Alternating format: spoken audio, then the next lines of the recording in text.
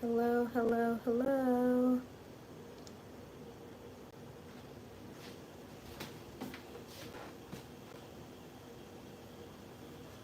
Everybody.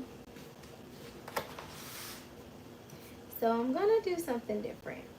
I have a lot to cook today. A lot. Like today is Tuesday. Normally, I cook for the week on Monday, but I decided I confused myself yesterday. Actually, that's really what happened. So thought I had a doctor's appointment and I didn't. It wasn't yesterday. It's next Monday. So I bought all these groceries with the idea to cook yesterday, and then I got a weird text message that threw me off.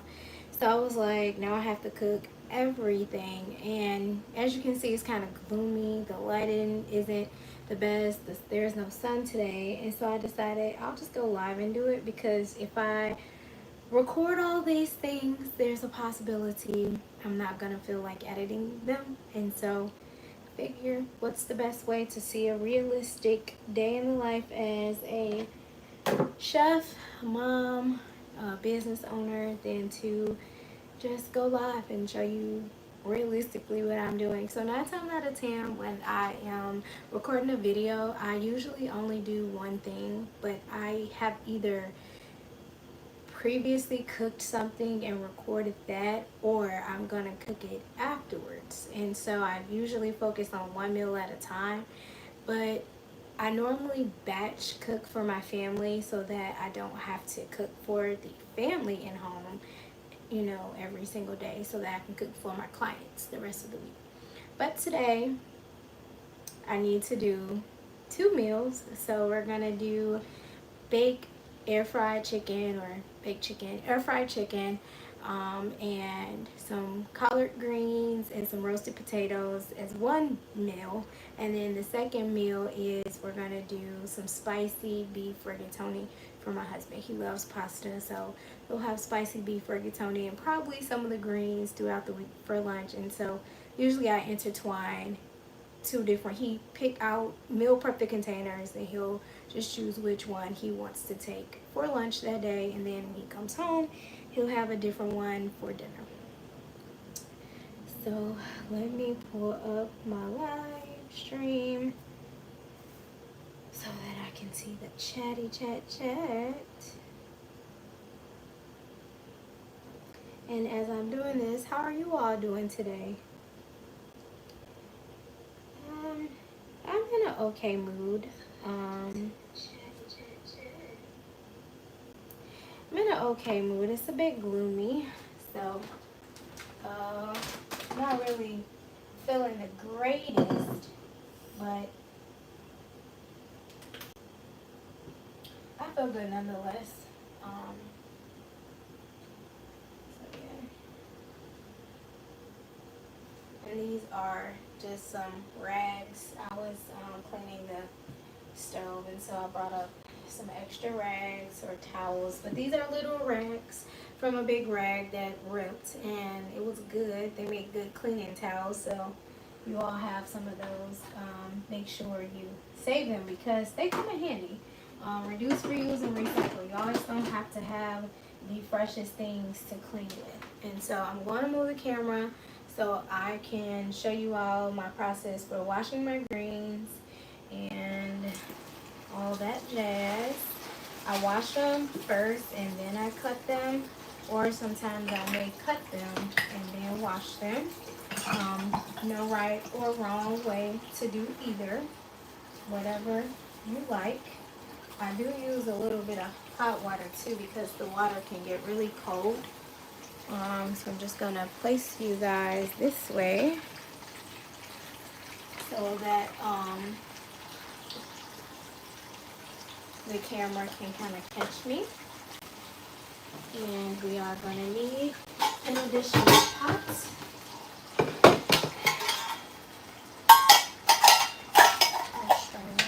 So before I get into the protein, which is going to be the chicken, I'm going to first wash my greens. So the game plan is this.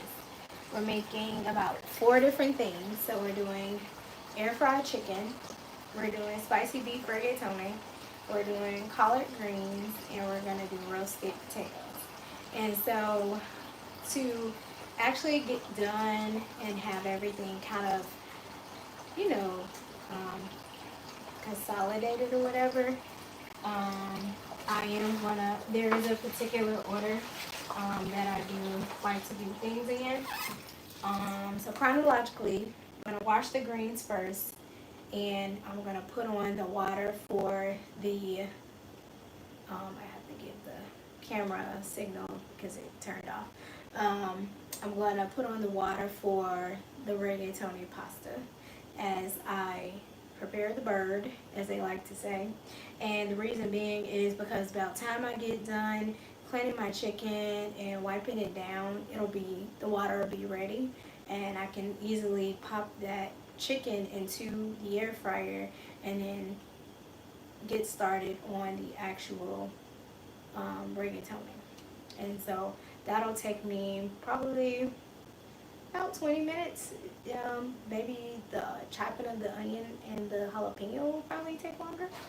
But essentially, it will not be a long process. I just thought you all would like to see and be along for the ride, as I like to say. So I'm just rinsing these. I don't use any vinegar or baking soda or any of that funky stuff that people use to clean vegetables. If I was in a professional setting, I probably would, but yeah.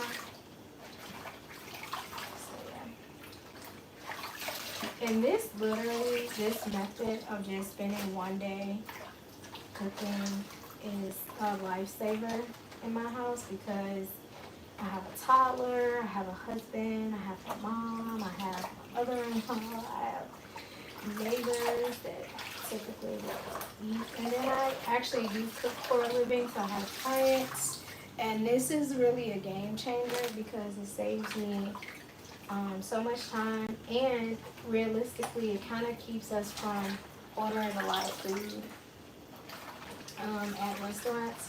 So typically we will order food on Fridays, unless we are going to have like a date night or something, and so then we may, go out to eat on a little date night. But typically throughout the week we are not restaurant people, and it's actually healthier. It saves money in our pockets, I feel, because some of these restaurants are getting more and more expensive. Quality is going down, but quantity is not, as well as the fact that their food isn't tasting the same. It's sometimes it's too salty, sometimes it's not it's not flavorful, and it's much more healthier. As you know, I'm a type 2 diabetic, and so a lot of restaurant foods are not good for you anyways. So I have better control of my diabetes this way. Well, these greens weren't really dirty at all. I have better control of my diabetes that way, and so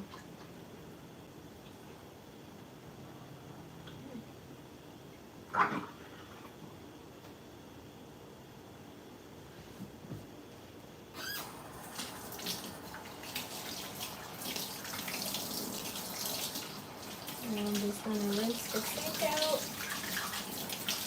and rinsing out the sink, we don't add the dirt that you just literally took off the first wash onto the second wash.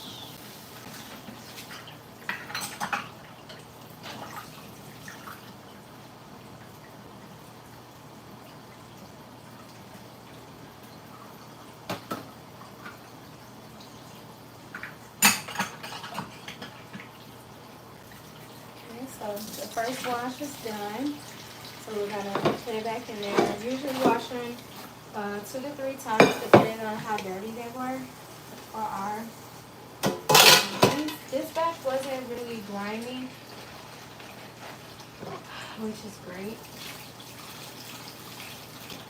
So I am gonna go ahead and get my cutting board ready. And I decided to use the air fryer this time, not for any particular reason, but it's kind of hot. It's very hot, and I don't want to turn on the oven. You can air fry in a regular, traditional, conventional oven. You don't necessarily need one of those fancy-dancy ovens to air fry. You just use high heat and oil.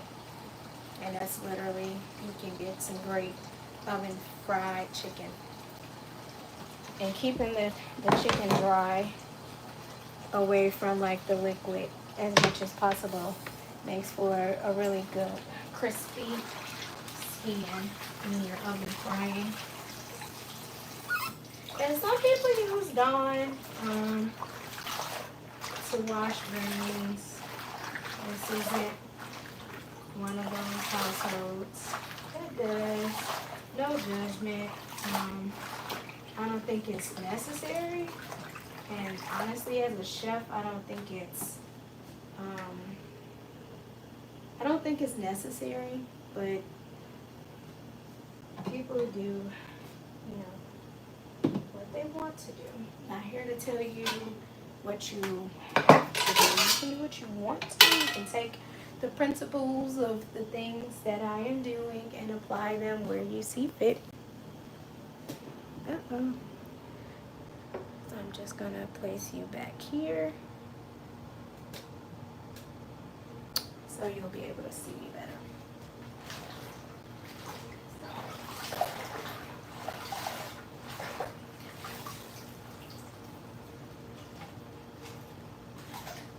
And I'm just gonna do this until the water runs clear. So if even after me doing this, the water isn't clear, we're gonna go in for another wash. But I like to think that it probably will be, only because when I looked at the leaves prior to, when I purchased them, I purchased these, it's 3 bundles or 3 bushels. 3 bushels is plenty for us. I specifically picked the ones that I did because they were really, really dirty. Hi, how you doing? So the water's clear. I don't feel any grit on them. Not seeing any grit. And so that's literally how I wash them. So I'll just put the pot in the sink to give me more counter space. And I will go back a little further so you can see the cutting board. You'll be able to see it. I'll switch sides. Yes, okay. It don't have to be like that so you can see it. I'm gonna use my knife. I'm just gonna lay a couple out.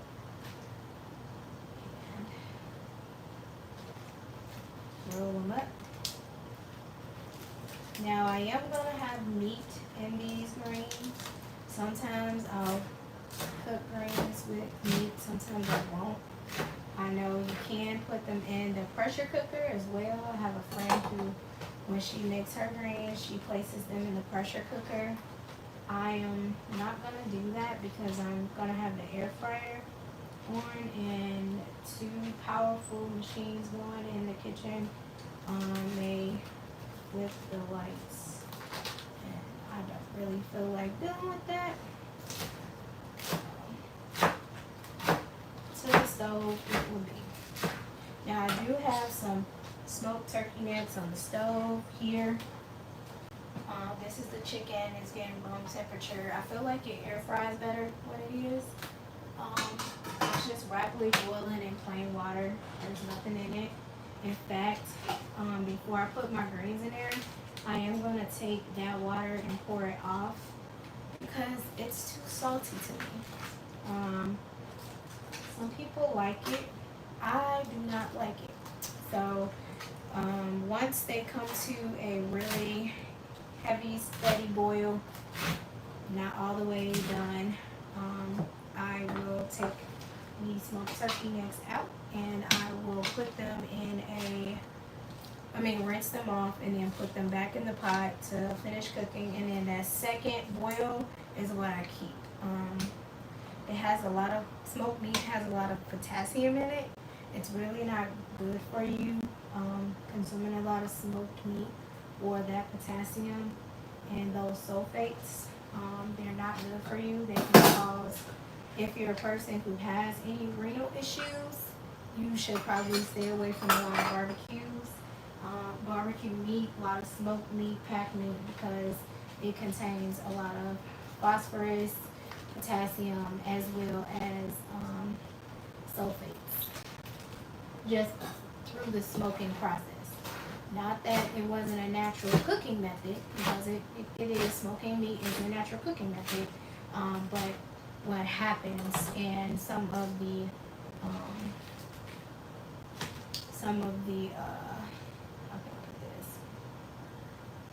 ingredients used to smoke meat isn't good for you. That's a little health tip to those of you out there.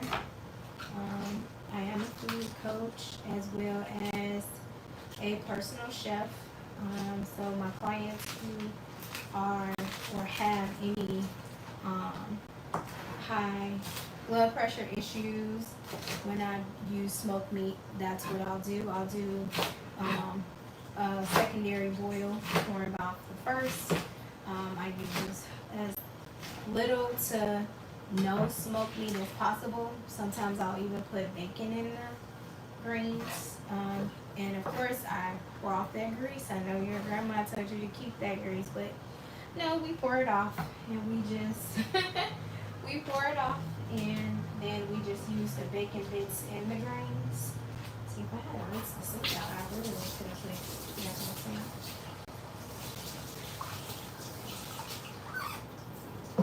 Actually, I'll just get a bowl.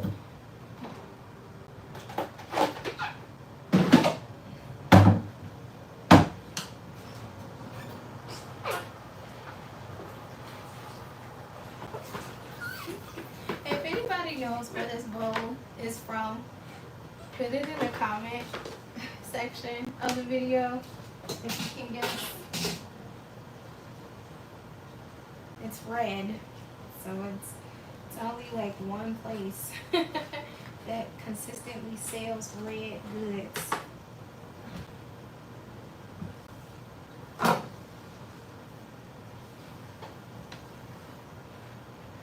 And then if you are finding yourself with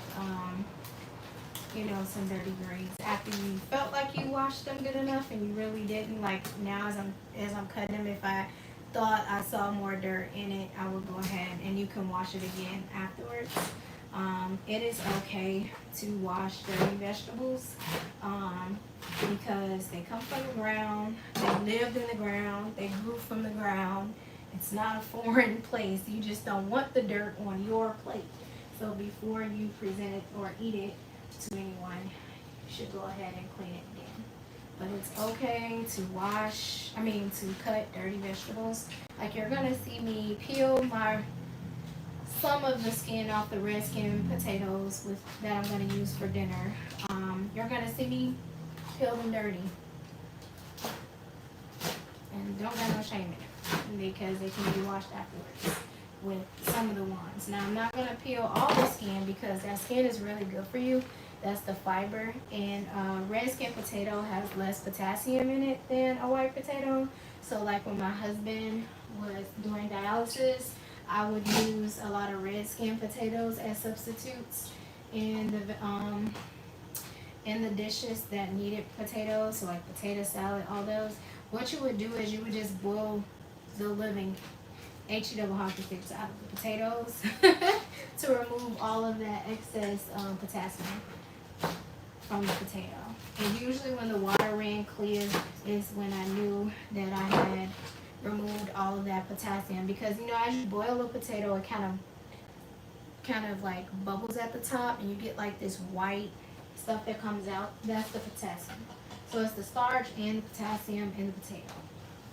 And you can remove that by just a simple boil. You can't remove it any other way. You can't fry it out. You has to be boiled out in order to remove the potassium.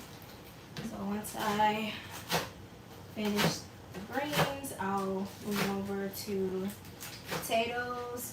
Remember to clean and do or prep your vegetables first before going on to your proteins. It'll make the job and cooking process very easy because you don't have to like deep clean in between going back and forth between the proteins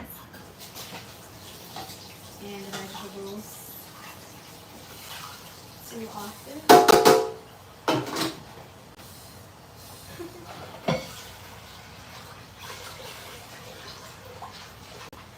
So I see 3 people watching. I'm not sure who you are, but hi, how are you? Thanks for joining. Just drying up my area.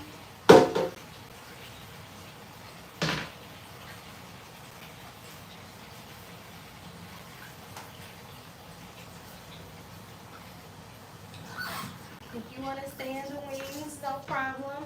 And so this is the side that I used for the greens. I'm just going to flip it to the back side and use it for the potato and the jalapeno. So I'm going to put my greens off to the side. In fact, I'm going to, for storage purposes, I'm going to put it in the oven.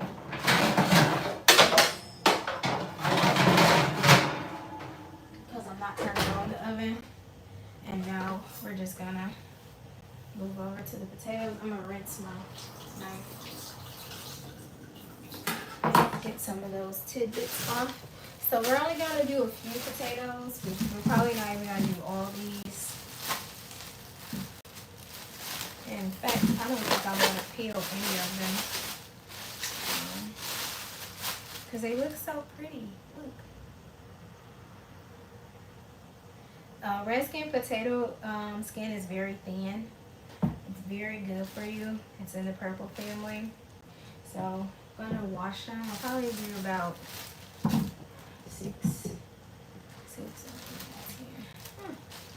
Well, I don't think 10's going to fit in my basket once I get to dicing them. So we're just going to do that many. Putting it off to the side. And I'm going to use the stringer.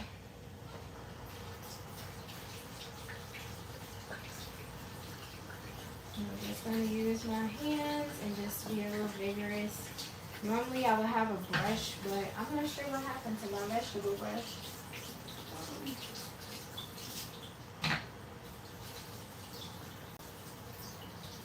There's no eyes on them. Well, there are a few eyes. I remember the first time I ever ate or saw a red skin potato. I was in the South. My family, a lot of my family is from the South, from Alabama, and my grandmother was cooking dinner, and she was making pot roast, carrots, and potatoes, and she used these. And I'm like, what is that? Now, this is a country woman, y'all. When I say country, she had us shelling purple hull peas. Now, I don't know if you ever seen a purple hull pea, but it's literally purple, and as you pop the pea from the pod, your fingers got purple. And so, here, let me move you all down. Close your eyes, close your eyes, close your eyes, close your eyes. Okay. So you can see me cut the potatoes. Hold on 1 second. Okay, perfect.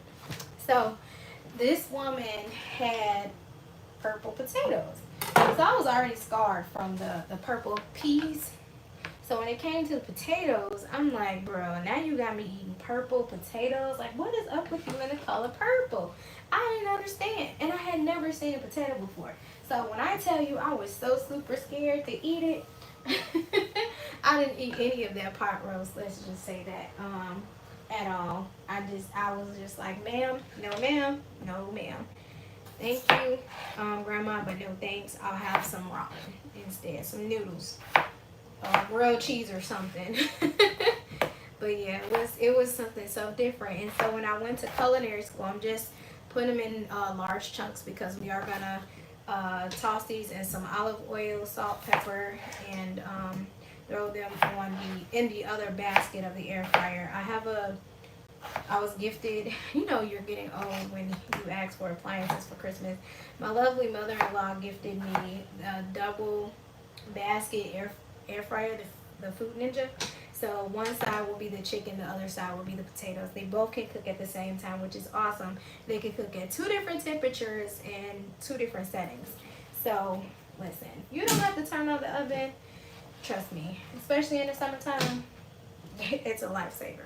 But back to the potato story. So when I went to culinary school, the head chef used to work at Michael Jordan's steakhouse, and one of his favorite meals happened to be steak and potatoes, of course, but not a traditional baked potato. He liked red skin mashed potatoes, and they made them like a particular way, and so she taught us the recipe. And when I tell you, they became my favorite potato. Listen, a white potato ain't got nothing on a red skin potato, honey. I don't know why they're red. I'll look it up and put it on my blog later if you're interested in finding out why the potato is red or purple. You know, we like to call things different colors. They're called red, but they look one casualty. But they look purple. So yeah, but it changed my life. So now they're my favorite potatoes, and I often make that recipe a lot. So if you wanna see and see me make that recipe, let me know. Put it in the comments. I would love to show you all that recipe. It's really good actually, and it will elevate a dinner party. So you know the holidays are coming up. You got Friendsgiving, and you want to be able to kind of show off some skills, or at least make people think you have better skills than what you have, or actually just enhance your skills. That would be a really neat recipe. It is, you know, pretty cheap as well. A cheap dish to bring to a party. So let me know what you all think. So I think, oh, we still have the jalapeno. Well, if we're going to do the jalapeno, let's go ahead and throw some gloves on. And I'll put them on a paper plate because I don't want the spice or anything. And yeah, I'm just going to rinse it off. Oh, the sun's coming out. Let's see if we can get some natural light in here now. It stormed so bad yesterday. So yeah. Feel like fighting.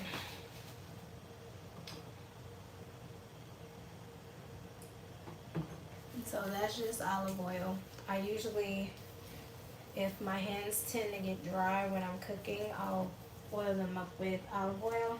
That way I'm not cross-contaminating any of my dishes with any lotions or anything like that. So oftentimes chefs will add a little olive oil or Crisco to their hands when they're in the kitchen because their hands can get dry, or the powder from the gloves will dry their hands out. So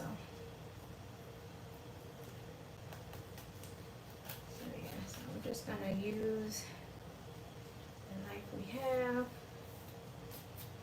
cut the jalapenos. I don't know if I'm thinking about it if I want some seeds. So remember, we're making 3 different dishes, but you're gonna prep all your veggies at once, do all your proteins at once, and do all your starches at once. That way it doesn't take so long. Trust me, there is a method to my madness. But I'm not sure. And this is going in a spicy beef rigatoni. So I may leave a little seeds, not a lot.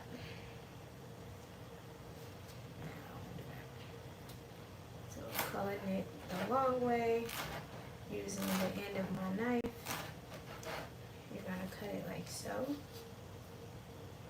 And then you're gonna go and cut it back the other way.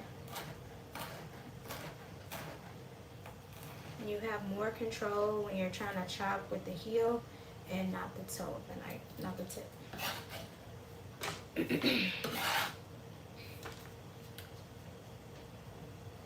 So once again, using the knife to just slide through. Going back.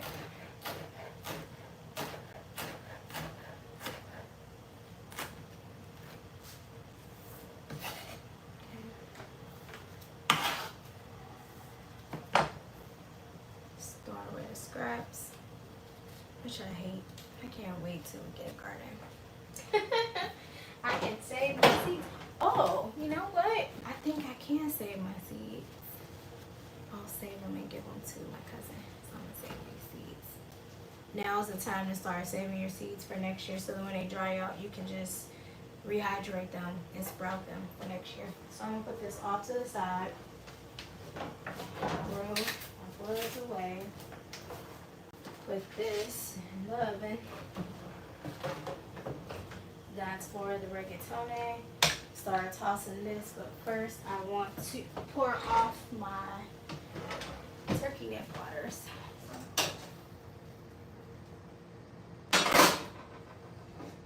So it's literally just 2 turkey necks in the pot.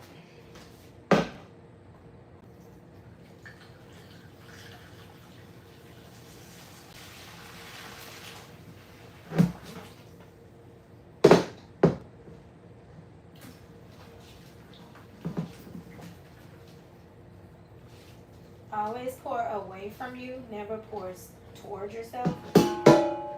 Just in case you splash away, you don't splash towards yourself. Rinse.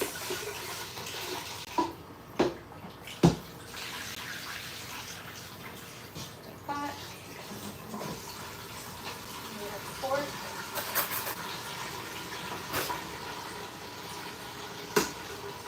And usually, if the skin isn't piercing, you're not ready. So we're just going to boil it again. We're not going to strain this water. We're going to leave it. And you don't need much water. So about to this line is where I place the water. So there's a rib or an indentation in the pot. That's how much water I put in there. And we're just going to put it on the back eye again. Bring it to a boil on high and call it a day. And move on to the potatoes. I'm going to get 2 bowls. And I'm going to pour. I don't think I need this anymore. I'm going to get my favorite seasonings, which are the Nature's seasoning. And I call this my Trinity. Oh no, I'm going to swap it out. I'm going to use the Montreal steak. Montreal steak is so good when it comes to potatoes. So I'm going to use Montreal steak and a little bit of garlic and onion powder. Not much though, because I don't want it to burn inside the air fryer. And I'm just going to use a generous amount of oil. Generous amount. And this has salt in it. It has coarse salt. So be very careful. I love the coarse salt on the potatoes, as well as the black pepper.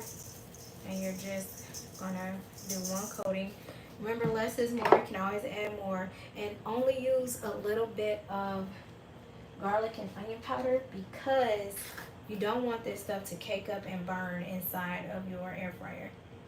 So always keep that in mind when you're using that.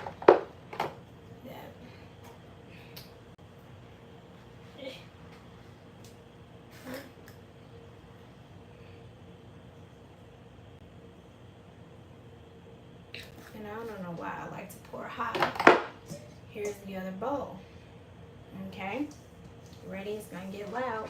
Put the bowl on top. Cover it as close as possible, and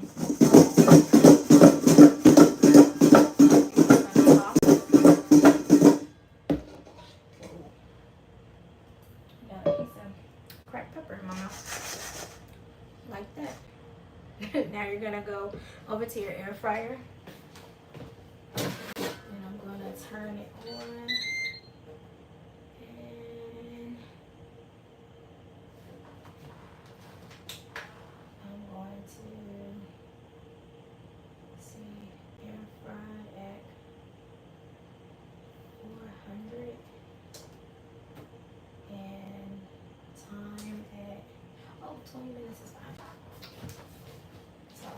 Just gonna put it in the basket. So there you go. Tossing it in between, and then you just gotta. I don't want to match cook it. So there it is. Okay.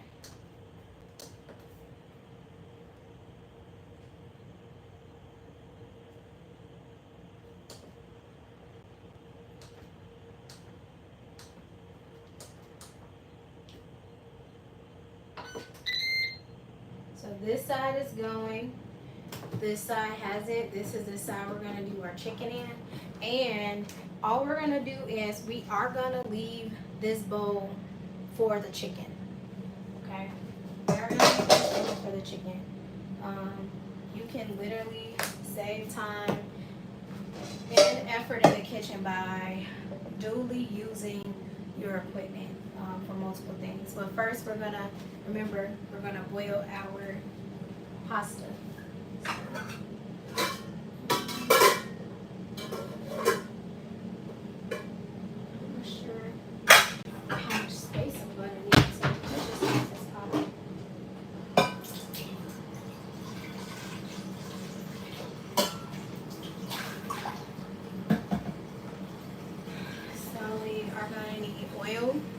Always use oil when you're boiling your pasta.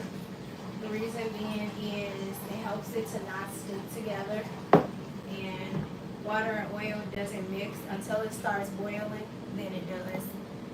We're not going to use this on our chicken, so that's fine. There'll be some remnants of it because it's in the container. I'm not a stickler about it right now, so. And this is just iodized salt, so you always want to salt your water as well. It just gives the pasta that salty taste. That's all. It doesn't help the water boil any faster or whatever they say. Just use the boiling eye. So now we have the water on for the chicken. So we are about, I would say, 30% of the way done. So these are our bowls for our chicken. We're gonna go ahead and prep it. So I'm not working with a lot of counter space in my kitchen, so you have to make use of what you have. For anybody who's feeling offended that I put the greens in the oven, it's not on, and they're a vegetable. They're not going to spoil. They'll be fine, trust me. They'll be perfectly fine. And again, the chicken was and is room temperature, but you have 4 hours to leave it out before it goes bad. I just used up the last of these. And I get all of my gloves that I use in my kitchen from Amazon. You can get like a 200 count, which is 100 pairs, for $20. Or you can go to your local beauty supply. These are the same gloves that the beauticians use. And my chicken has been washed and dried.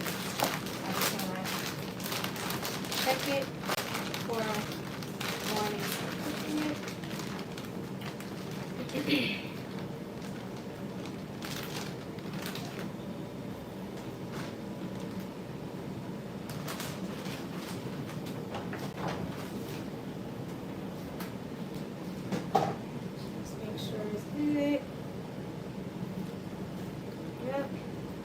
So you want to flip this over to the breast side. No, it wasn't the breast side.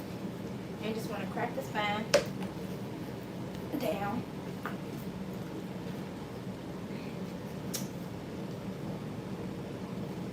You want to crack the spine on the back. And it's flat. And so when you're cooking it, you're going to cook it breast side up because it's going to take the longest. So you want to go up in the breast. You want to check the cavity. Everything's good to go. Okay, so I put it in this pot. I'm going to leave one glove on, And I'm gonna grab my seasonings. So we are gonna use nature seasoning, onion powder, garlic powder, and for a little bit of color, I'm gonna use a tad bit of paprika. And my son absolutely loves Montreal chicken seasoning. Loves it. I don't know why. I don't know why. I think it's a little bit of the lemon in it. I think it has lemon or something in it or something. I have no idea. But the baby loves it. And so, actually, I may just have to get my hands dirty because I don't want to do that anymore. So, changed my mind, took the gloves off. We're just going to go in with our hands. And because I am going to go in with my hands, and this is just olive oil, I'm going to grab my basket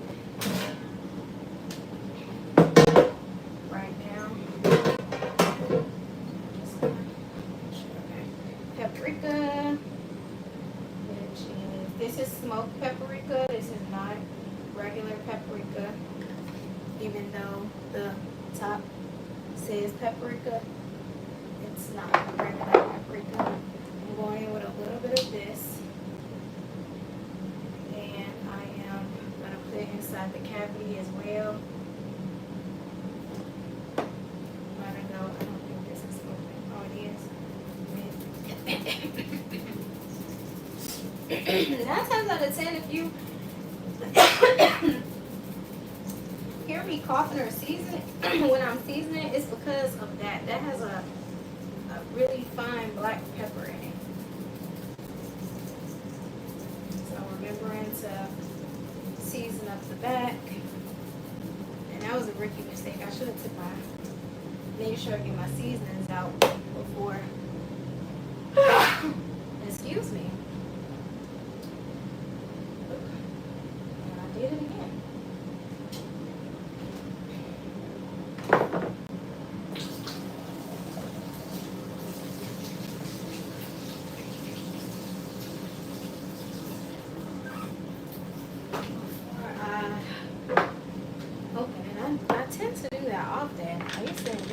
So this is just garlic onion powder.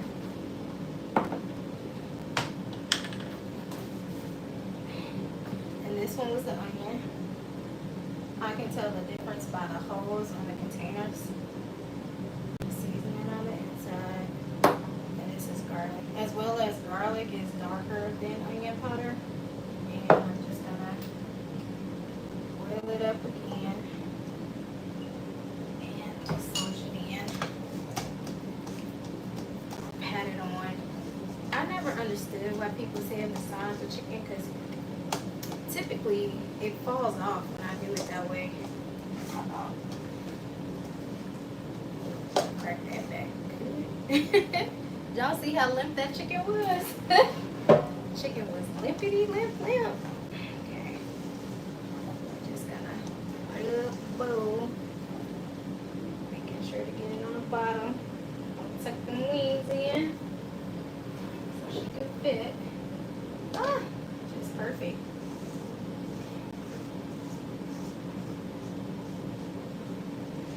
With the remaining seasoning on the top.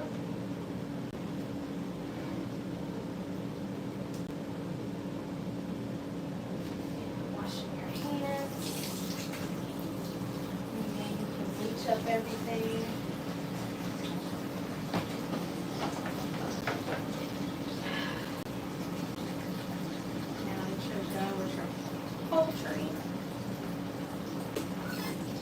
Putting your chicken in the basket. Turning it on.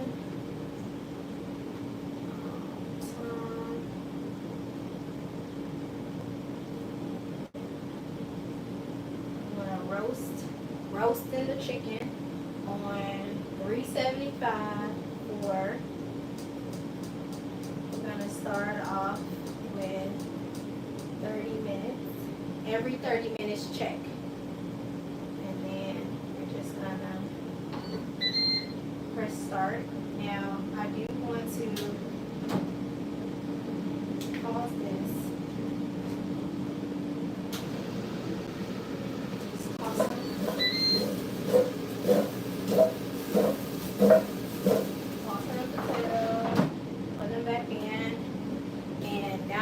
straighten you back up, because all we're going to do is some cleaning.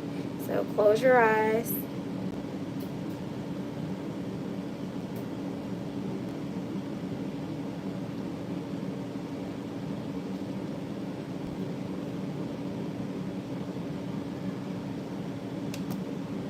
I'll be right back. Give me just a second.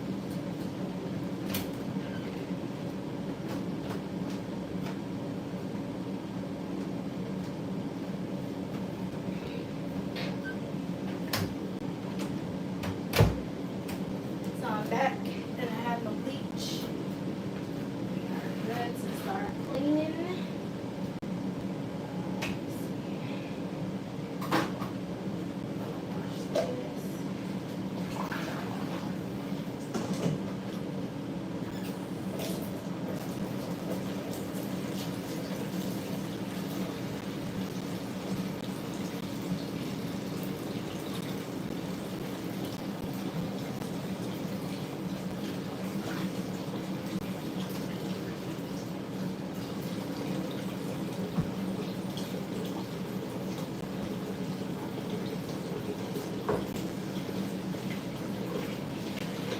Whoa, this is hot. I'll be trying to be as hot as possible. Sometimes hot is too hot.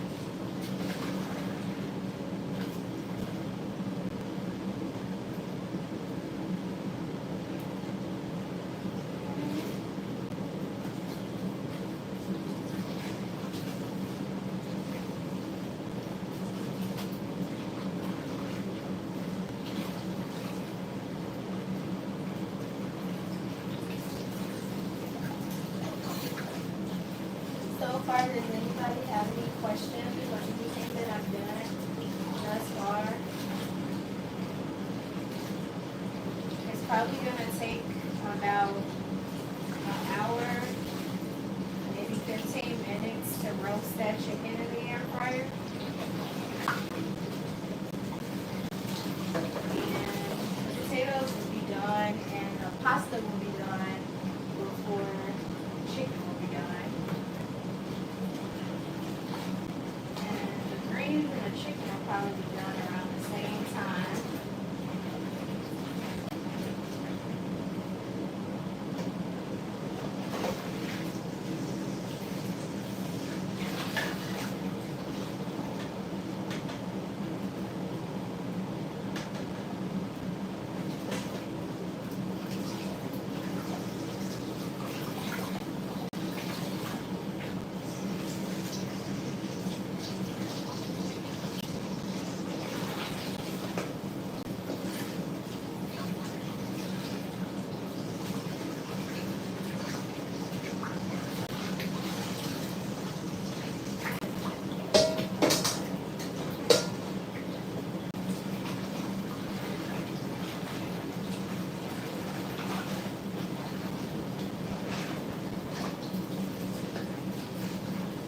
Okay, my water has begun to boil, just like I thought.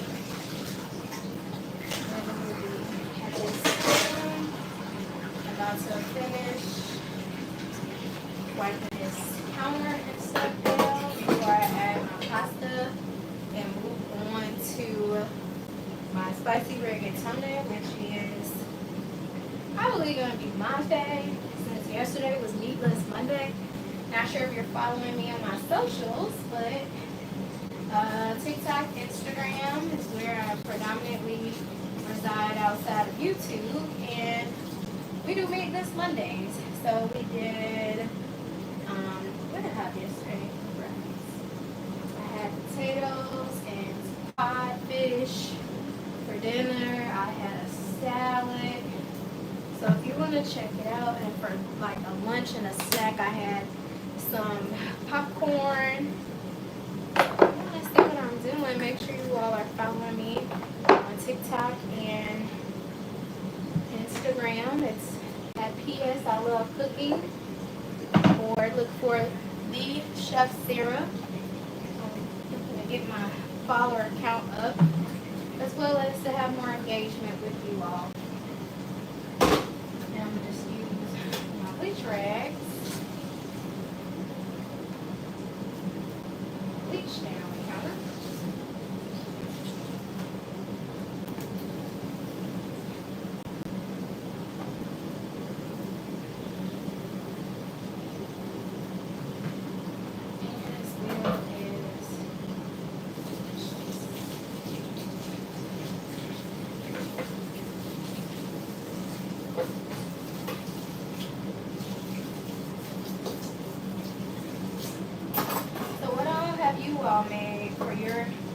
family this week or for yourself? Drop down in the comments and let me know. What is your go-to like family meal that you just have to cook for your family or for yourself? Like you just have to have in the fridge or keep it big for all the time. My son's used to be spaghetti. Now it's just the noodles. He's on like this noodle kick. I'm not sure where it came from. Everything has to be noodles.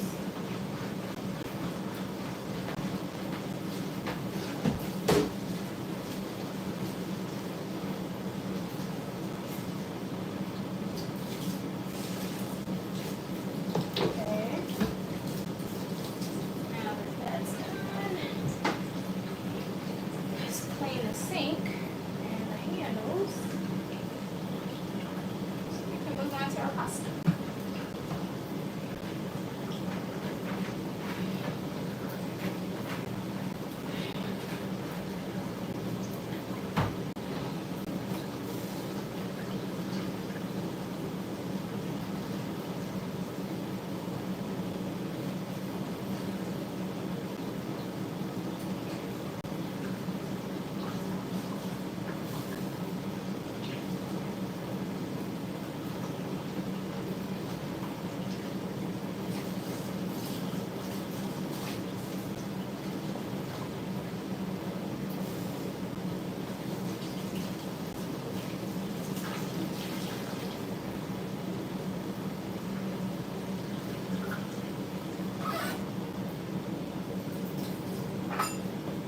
Okay, so it's getting pretty hot in here boiling this water.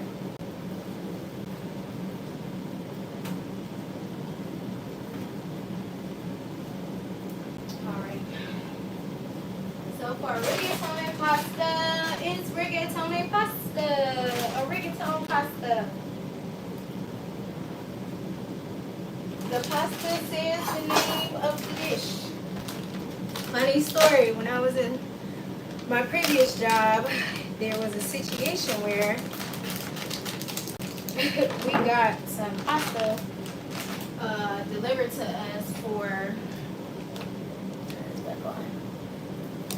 for a meal. Like they donated, like this restaurant donated some food, and they donated pasta. And the guy was like, "Is it?"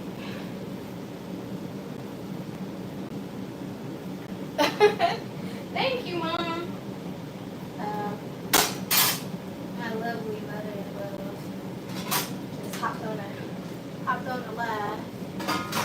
But yeah, so the place donated some pasta, and the guy was like, "What kind of pasta is it?" I was like, "Well, what did they say it was?" He was like, "Rigatoni." I was like, "Well, rigatoni pasta is what it's gonna be." But I just thought that was funny. So, giving it a quick stir. I'll cook it till it's al dente. I'll borrow that lid and put it there. And so I'm not sure what brand this is. I was in the store yesterday and I saw it. And I was like, I want to try it. It looks pretty good. So this is 1 pound of pasta. Now, I made the entire bag because my kid will probably have some plain pasta with some butter noodles off to the side. So that's why I did the whole bag. So that's another tip to make sure you don't have to cook is when you know that they're picky eaters, like he's in his picky eating stage, I like to always have something off to the side, and usually it's either a bowl of rice or some noodles, and some plain noodles that I could either add some chicken bouillon, so reheating them, and when I reheat them, boil them in some chicken bouillon, or butter them up and throw some Italian and some salt and pepper on them because he'll eat that. So whoa, sorry guys. Let's get that spare potato that fell. Wipe our hands again. We gotta wash this off. And let's check on our potatoes because they're about done.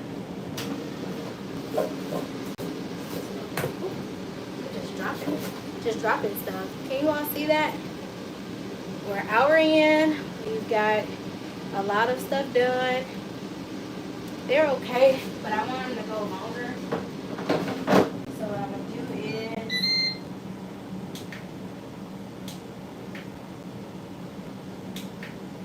I'm going to air fry at 400 for, let's do 15 minutes this time.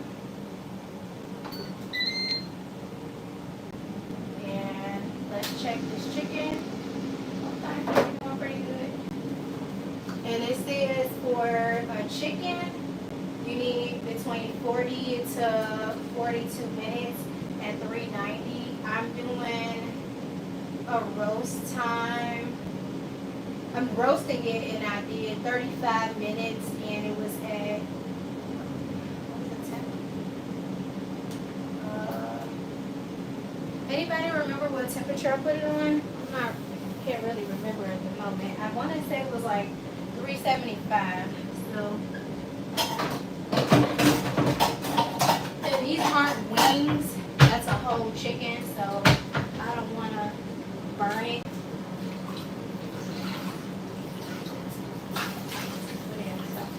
Just gonna go in with a saucepan, and we're gonna start on our beef rigatoni. Oh, you know what I didn't cut up? I didn't cut up the onion, and I didn't cut up my sun-dried tomatoes. So let's cut that up. Now, instead of roasted red peppers, I'm gonna do sun-dried tomatoes. I'm always gonna put down a wet or damp paper towel, and that keeps the board from moving. See, it hasn't gone anywhere.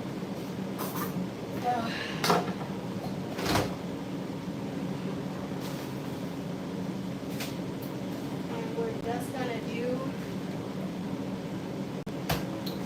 some hot sausage and some lean ground beef.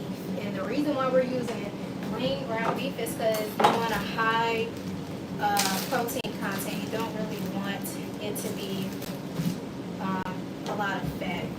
So we're going for a lean beef. So this is the 90-10 ratio of fat to meat. So yeah.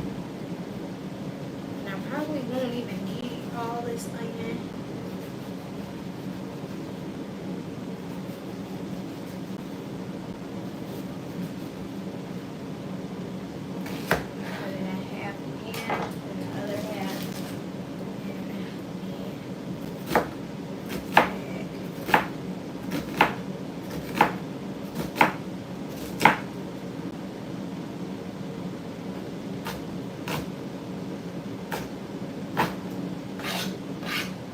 So if you keep the hairs, these hairs, I'm not sure if you can see the hairs on the onion, it'll keep it intact so you can make better cuts, as well as it will keep your eyes from watering. So it's not until you penetrate these hairs that it kind of releases that pheromone that burns your eyes. Okay. Now I'm going to dry out my skillet. Oh, let's do our sun-dried tomatoes.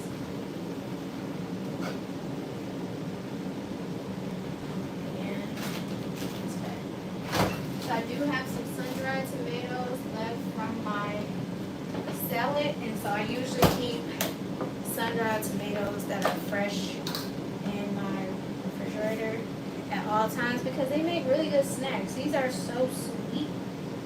So yeah, they're so good. One day I'll show you all how on a short or something how I make like my own personal pan pizza. We DIY everything over here in the kitchen. But yeah, I make my own personal pan pizza with just like a regular plain cheese pizza, and I add my own toppings because I don't like meat on my pizzas. I really don't. I don't like sausage. I don't like pepperoni. As a kid, I used to take off the toppings and So these sun-dried tomatoes come in handy because I'll dice some of these up, put them on there. Some onions, peppers. Just dropping everything. And I want these in slivers, so we're just slivering in. Ooh, these onions are so potent.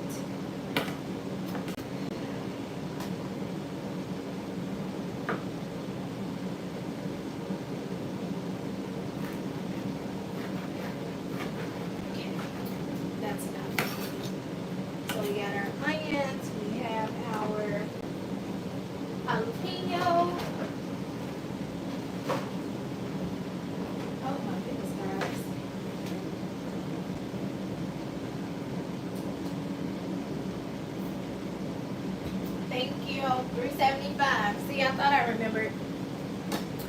So we're just gonna open the hot sausage because remember we're making spicy rigatoni. And no, the kid is not gonna eat it. Don't worry. He doesn't like meat. He's very much like not going. He does not go. So I'm just gonna move you back over here so you can see. And I want to see if you can see the skillet. No, you cannot. So close your eyes. Keep them closed.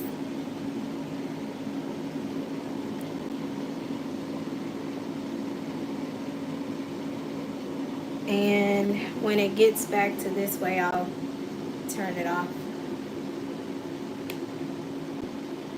Okay.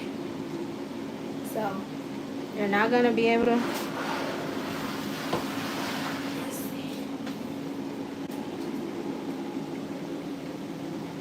Now you can.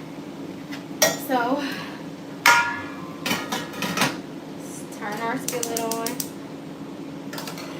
Checking our pasta. And you don't want that to overcook. Oh yeah, no. You have some time.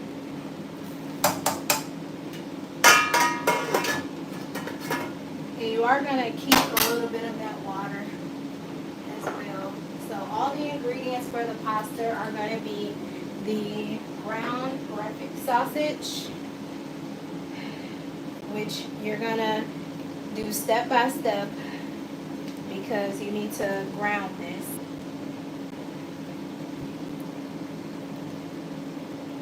And don't be afraid to get in there and get all that meat out of that tube. And by the way, this is my favorite breakfast sausage. Hot Tennessee Pride. Oh yeah. A way to a girl's heart is a good hot Tennessee Pride breakfast sausage in the morning because I love spicy. And you are going to use your masher to actually kind of grind it up. As well as you can do your beef at the same time. No harm, no foul.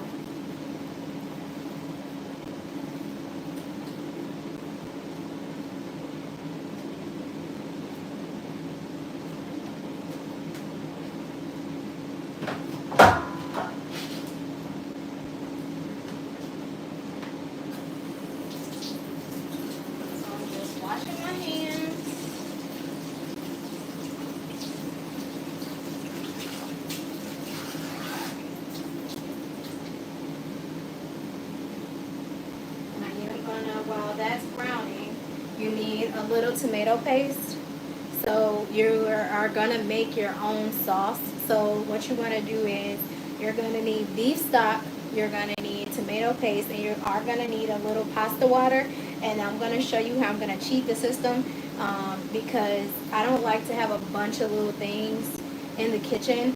So I don't have the traditional beef stock, if that makes sense. So we are going to go ahead and open our tomato paste. Now that we wiped it down, go ahead and open it. We're going to check on our potatoes. I'm going to get here.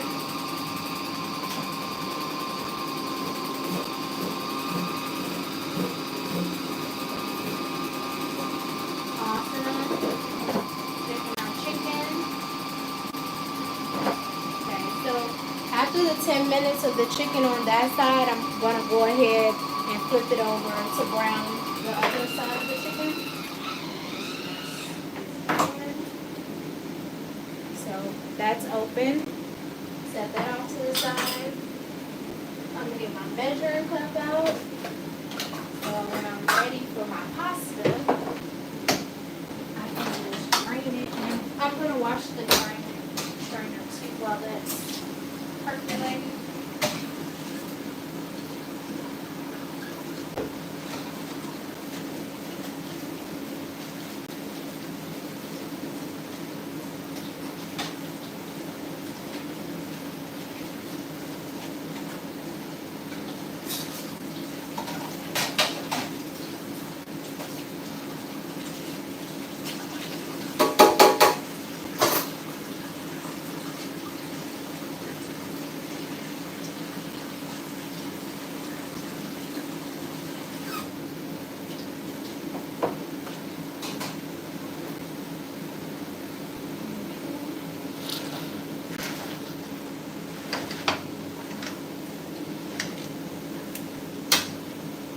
And this probably is not going to produce a lot of oils or fats because we use that lean ground beef. And the oil may come from the sausage if at any. Like if any oil comes, it may come from the sausage. And I may go ahead and actually add some oil just so as it browns, it doesn't stick to the pan.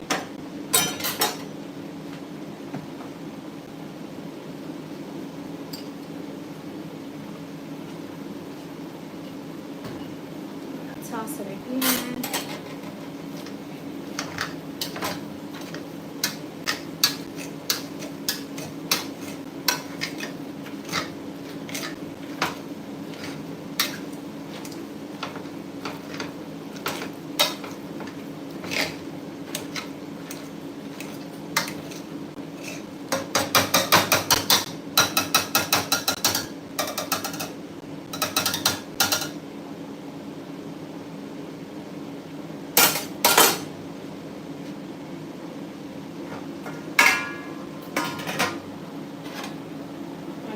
Perfect. Okay, so what I'm going to do is I'm going to turn the swivel back on so you can see. I'm just going to take this pasta, bring it to the sink. Let me turn the flame off first. I'm going to take my cup, my Pyrex, and I'm going to pour out, remember, away from me. Get some noodles in there, fine. A cup of water. Put that out to the side. Pouring the pasta out. Immediately shaking it. Putting it back in the pot. But you still need to add some oil.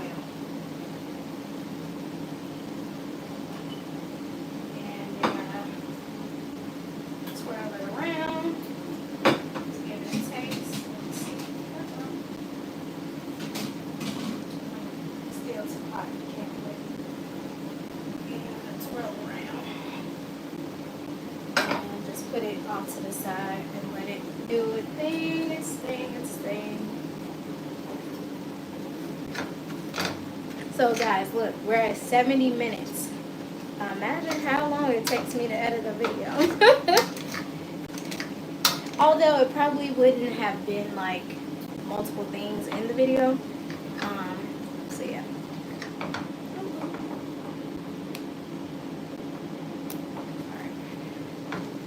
Turn the swivel off. And remember to constantly do this so you can grind up the meat. Otherwise, it'll be one huge clump. And you don't want that.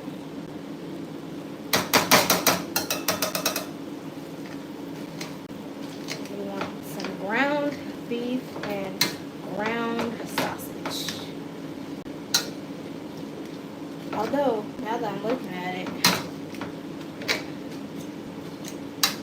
definitely gonna need all that pasta. We have to make the kids more pasta.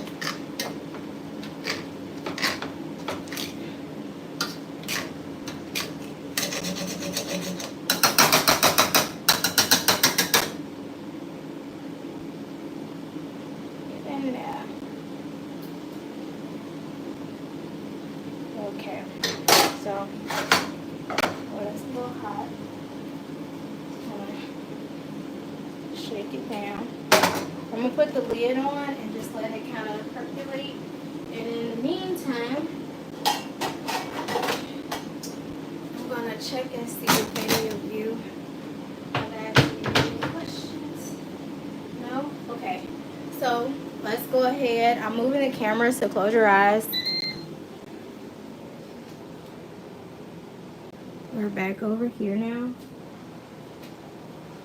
Back to the counter we go. So we have our sauce.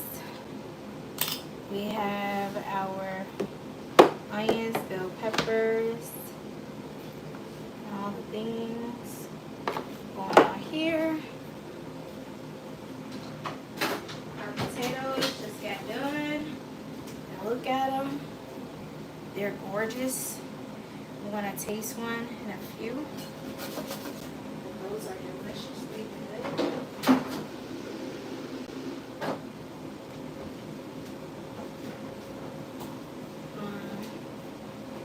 And now we're gonna get ready for our water. So this was our pasta water, and how I cheat the system is I have, if I still have it, hold on, sometimes I be running out. Nope, I still have it.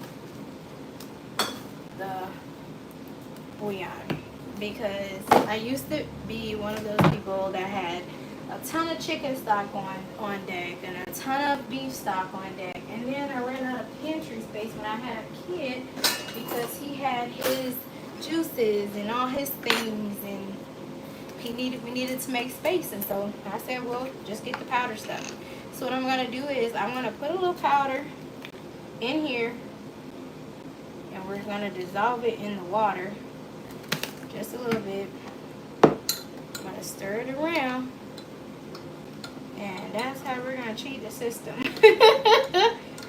Because that starch in that water is definitely gonna thicken our sauce. And what better way to utilize that salted pasta water than to make our own bouillon with it, or broth with it, I should say. I just want to put a little bit more. It doesn't have to be heavy in beef flavor. And our chicken is about to come out, so what I'm going to do is get this counter ready so that I can bring it over here and flip it as our meat browns. And then once it browns, we're going to add in our onion and let that get to, oh, it smells good.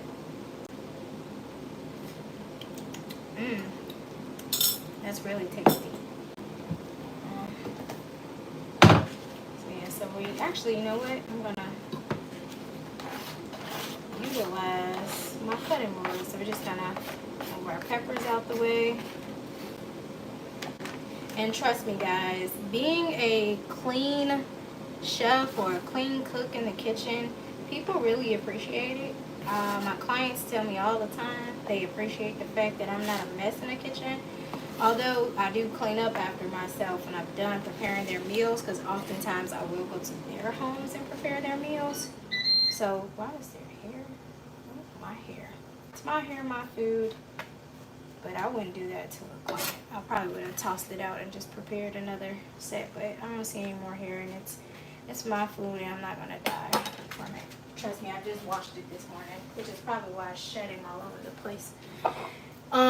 Tomato paste and the chicken stock onto the side as well. I'm gonna bring this cutting board up, bring it back there, and grab this chicken. And look, it's beautiful, nice and tender. But we know it ain't done. let's use this knife and flip it. Let's see if we can flip it out the pan. Oh. See, we knew it wasn't done. And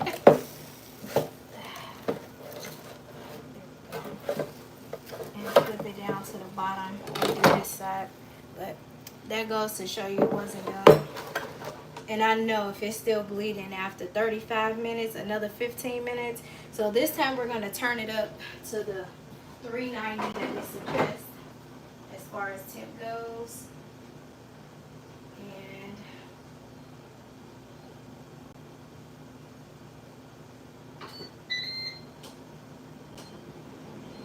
And as far as time, we're going to do it for 20 minutes. So altogether that would have been a total of what? 55 minutes on that chicken. And now we have to sanitize that board because that's blood. So let's get to cleaning this off.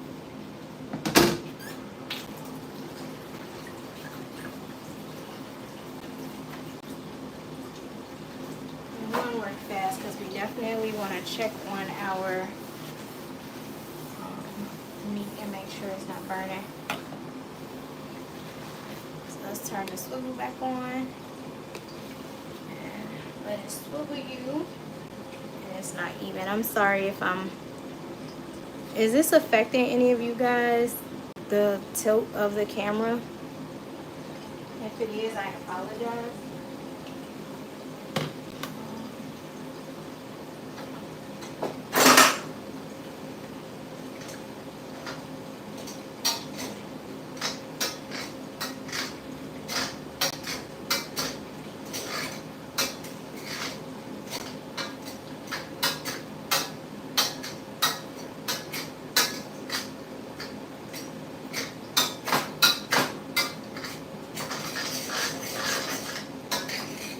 Pretty brown, so I'm gonna go ahead and add in my onion now.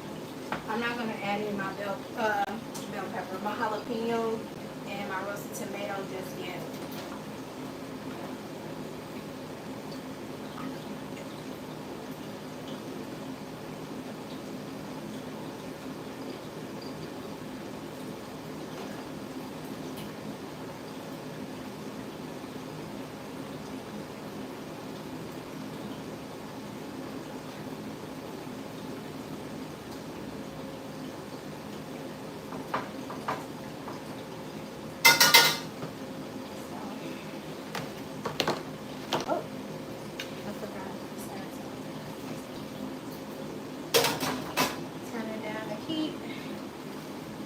Sanitize this area.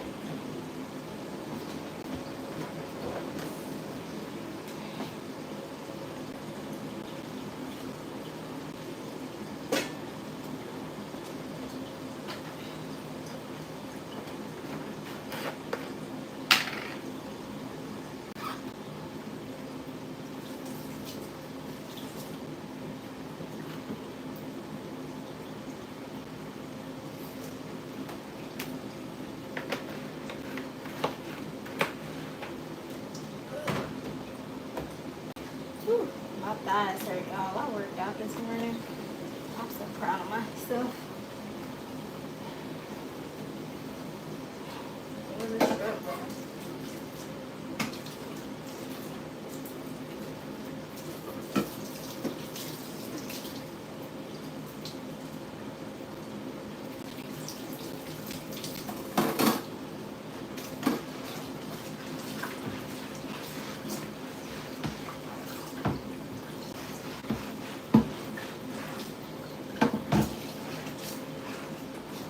And if you are wondering why I haven't added any dish soap to the towel while I have the bleach, is because this soap neutralizes the pH in the bleach. So for all you who make dish water and add bleach to it, you have just killed the bleach. It smells like bleach. You're never going to get rid of the odor, but it neutralizes the bleach. Kills the pH. I don't know why. this soap is formulated, but yeah, so not sure why, but it does. You always see me use the bleach first and then the Dawn, or the Dawn first, then the bleach.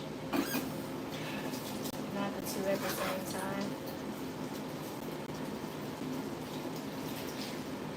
And remember, we reduce, reuse, and recycle. So this is Dawn. It's just in an empty container because we buy the bulk big container of Dawn. So everything is not going to be aesthetically pleasing to those who are fanatics in this house, or in this kitchen, I should say.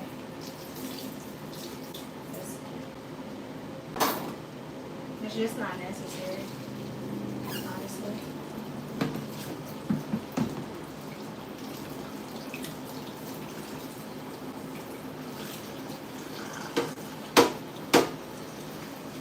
Okay, now we can bring our stuff back over here.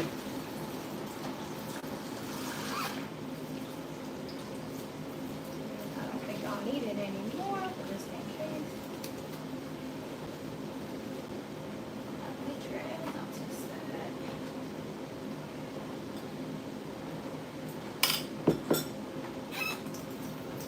Now we're gonna go back to the stove.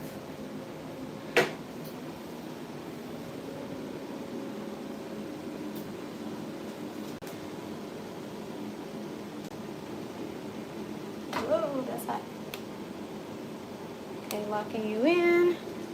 And I'm gonna tilt to you again, so close your eyes. Just so you can see it easier.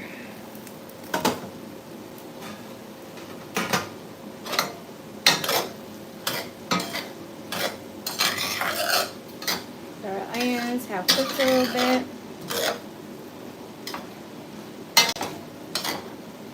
Some are turning translucent, some are not.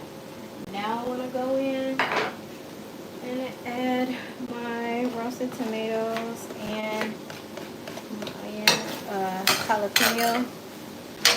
And I'm also going to add in the onion powder and garlic powder, tomato paste, and a pinch of salt. Not much, because remember we have that hot sausage in there, and that has salt and all the things. So, and your bouillon has salt. So that's one of the last things that you definitely want to add.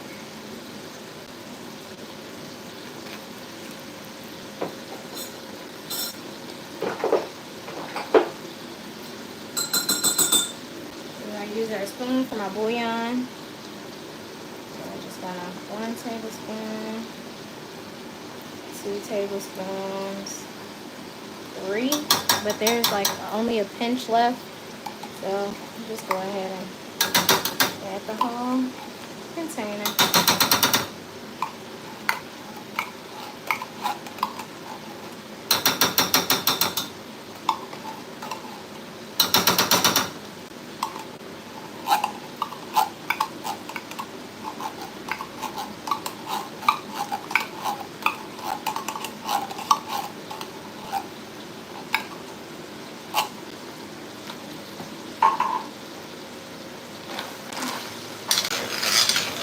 So we're also going to reduce the heat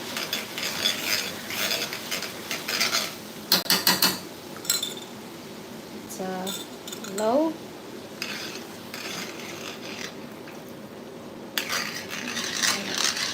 Give it a stir.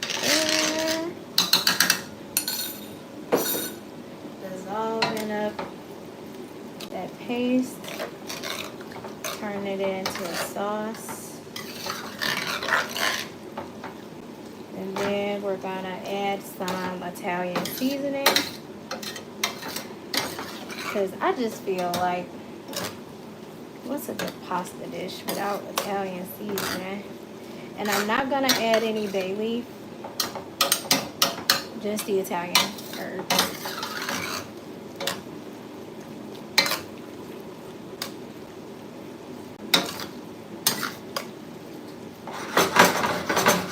Now, if you wanted to elevate this dish, I would say go in with some red wine. Oh my goodness, just a little bit.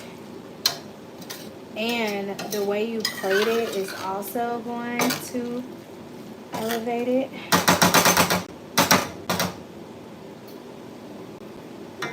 Mm. Let's taste. But that was mostly tomato paste, which I know has no flavor.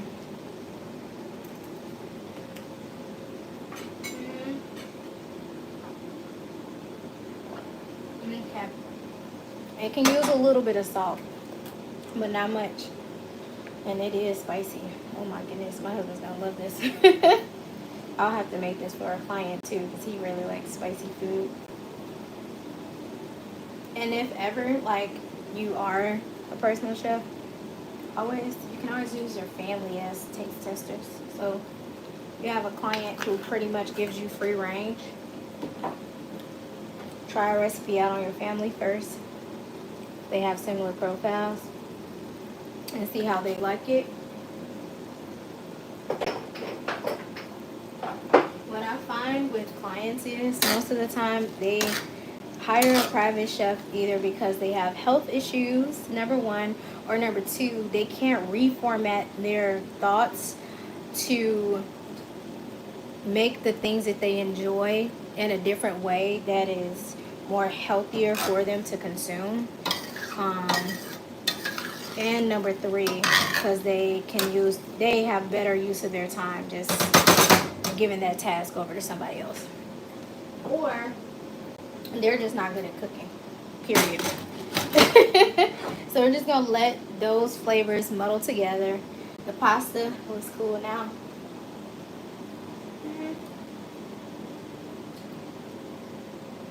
It could have gone a little bit longer, which I think I may do that. So I'm gonna shock it, which is how we would cook it in a restaurant anyways. You would par cook it, and then when you got out water, you would just drop a certain portion for a dish into the boiling water, but it was probably already par cooked anyway. But yeah, it needs to go a little bit longer. See if there's the camera. You see it has the white specks. It's not done.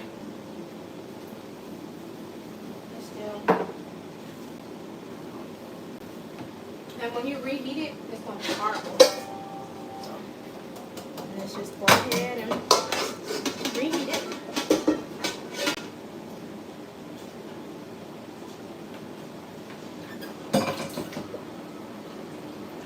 So you don't always get it right, but there's ways to fix it and pivot, as they say.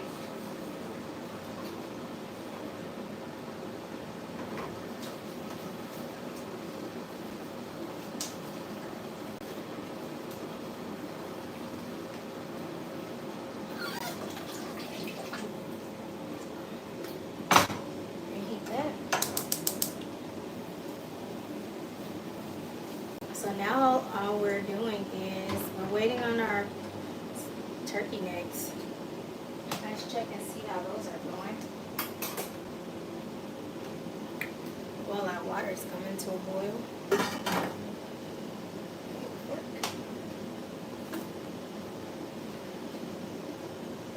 Oh yeah, that's good now. The water's hot.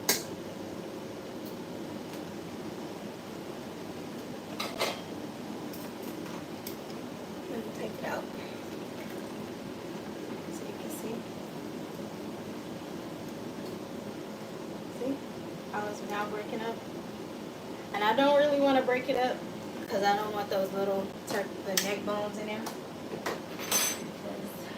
Why would you want to do that? So I'm gonna go in and I'm going to add my greens, but before I do that, I'm gonna get the handy dandy bouillon once again.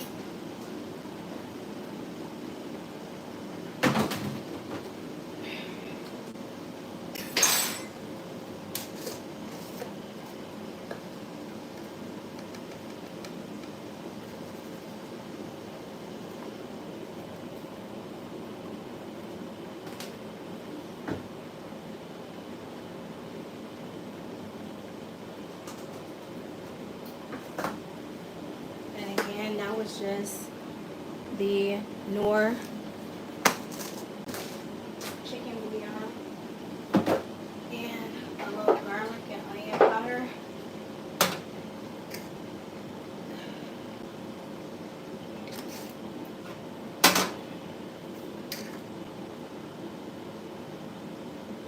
To the water. Now we're gonna take our freshly washed greens, put them in there. Some people add onions to their greens, which I'm not opposed to. I just didn't do it this time. I could still do it. Honestly, I may just do that. Should I throw some onions in there, guys?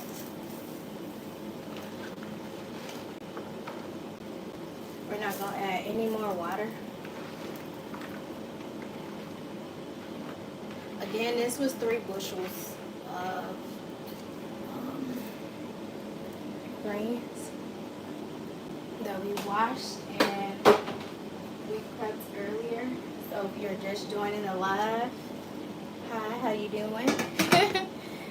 I'm a little late on filming what I normally cook for my family through the week, or in this case I would have split it up into 2 separate videos. The first video being roasted chicken and how we're going to use all parts of it, and so we're definitely going to use all parts of the chicken, and I'm going to still show you how I'm going to save the bones and we're going to make our own stock for soup season. And that was the plan with the roasted chicken. And when it came down to the spicy beef rigatoni, that was going to be a meal all on its own. However, I'm like, why not go live? Why not go live and just show the people realistically how you kind of do all these things and at once, or how you like take the videos that you plan for your family, as well as practice, you know, different menu items for your clients. And this way, instead of the traditional, hi guys, if you want to know how to do this. So we're just going to do it together today. And then I'll catch you all Thursday again and go live and do my color and chit chat. So I'll see you all on Thursday as well. Thursday around 11 o'clock. Color and chit chat. So our meat sauce is done. So there's that. Our greens have been put in. We have 3 minutes on our chicken before we can check it. And I said I was gonna chop an onion, right? Okay, so close your eyes and move the camera back to the counter. And because I don't want to keep having to wash the dish, let's just use a paper plate. And we'll cut up the other half of that onion we have from earlier.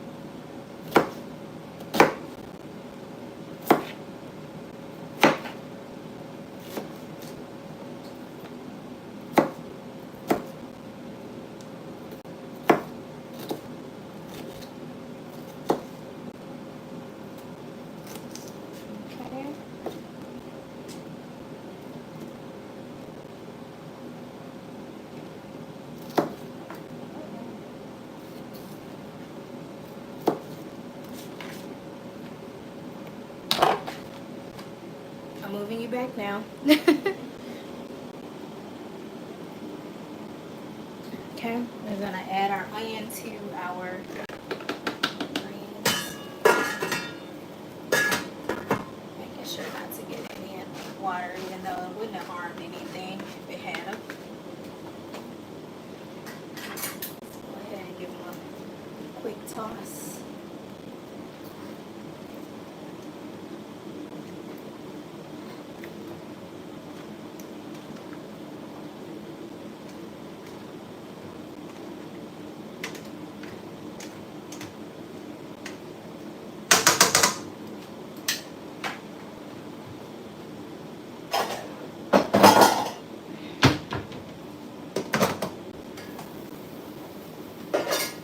Pasta water is vigorously boiling. Our chicken is done. So I guess in a sense I am still going to need my cutting board, right? Because I'm going to have to test that chicken out. And yeah, we can cover it. It's fine. Let's look at this chicken first. Oh boy, look at this. Oh, it looks so yummy. Now I do believe it's done. Let's test it. Get our board. And our wet paper towel.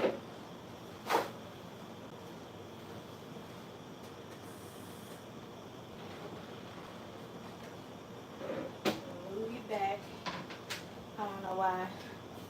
I should just turn the swivel on. I'm moving you guys, so keep your eyes closed.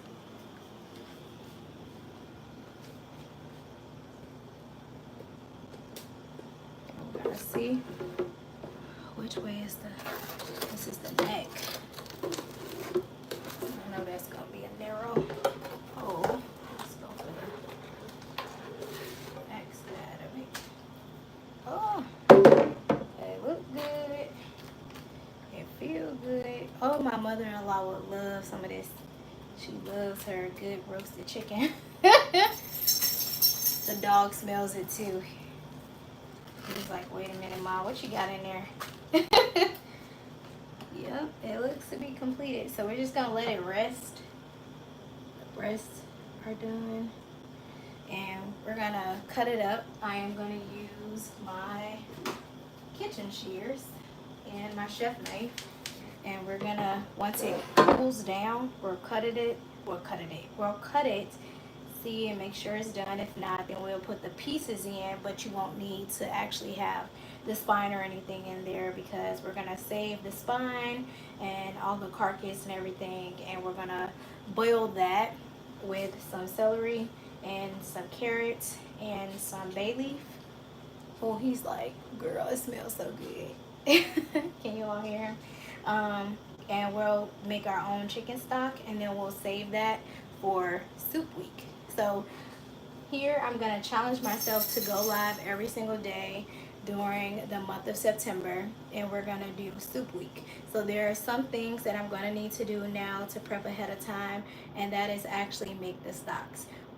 One day I am going to show you how to make a stock, even if you don't want to do a roasted chicken. If you want to use that's my pasta.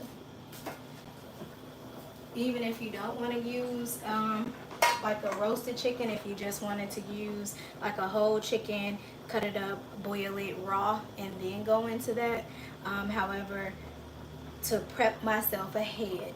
So this is behind the scenes YouTube, guys. You all love to watch us, but there are some steps to go into that. I need to make one first. So you know when everybody says the voila, because that takes hours. And so in order to not be false flagging in a sense, that's what I have to do. So I'm going ahead and let this rest. Our pasta should definitely be done now because it's white. And I'm going to show you all how I plate. Oh, well, I'm going to turn this off. Stir it up really quickly. Oh yeah.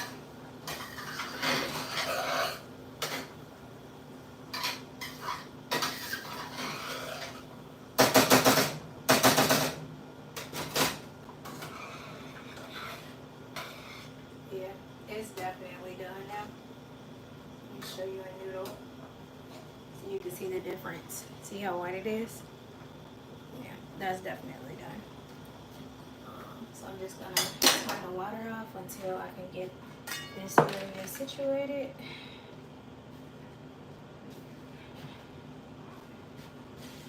And I'll show you how I plate that.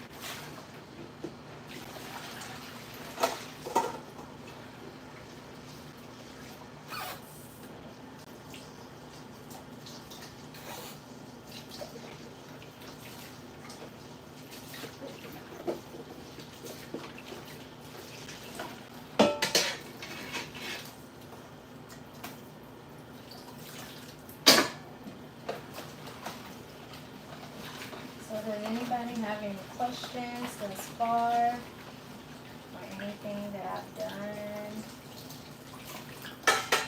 It's a pretty simple meal, I know, but someone out there.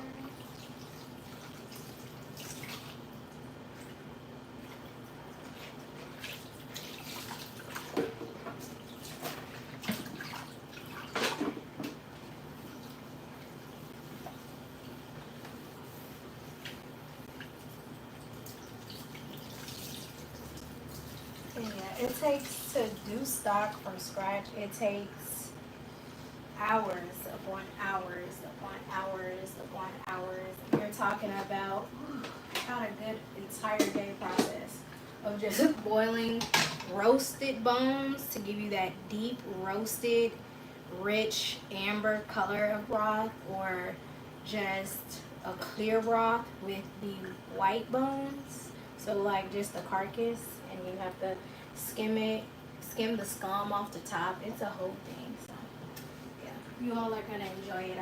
I'm so excited. I challenge myself to do that. So yeah, we're just gonna go ahead and drain this pasta. I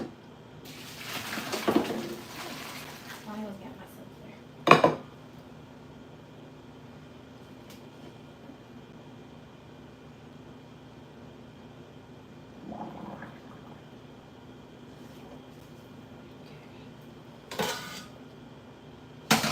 Just repeating the oil bath while hot so it doesn't stick. See, nice and loosey goosey. And I'm going to show you how I plate this so it looks really, really nice. Let's clean up our counter. I'm going to make this more.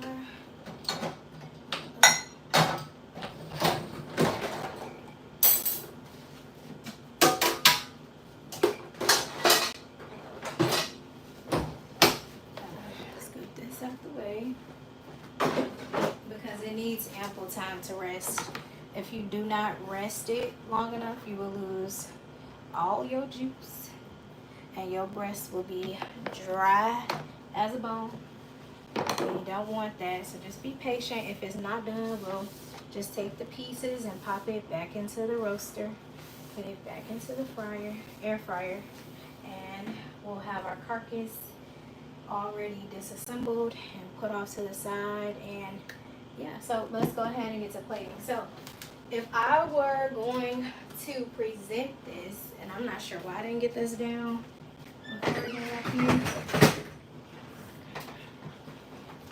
if I was going to present this to a client or at a dinner, I'm going to have a nice pretty bowl.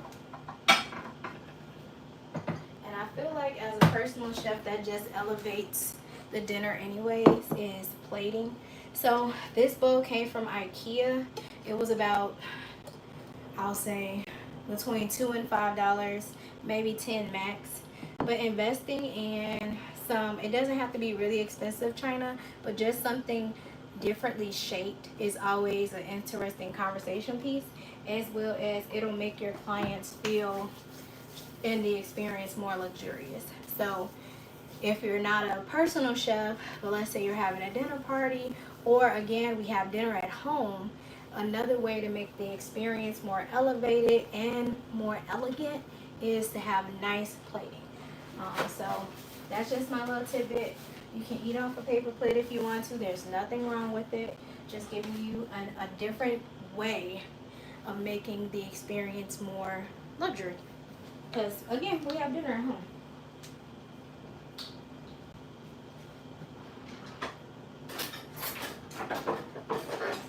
So I'm gonna get 2 different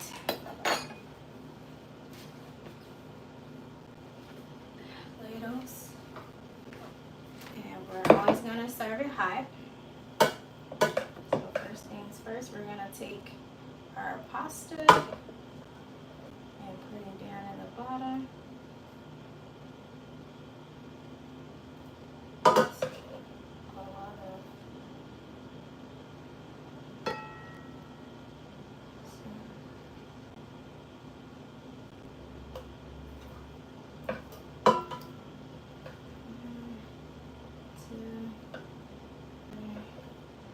there's about 4 more portions in here. I'm actually gonna take a little bit less.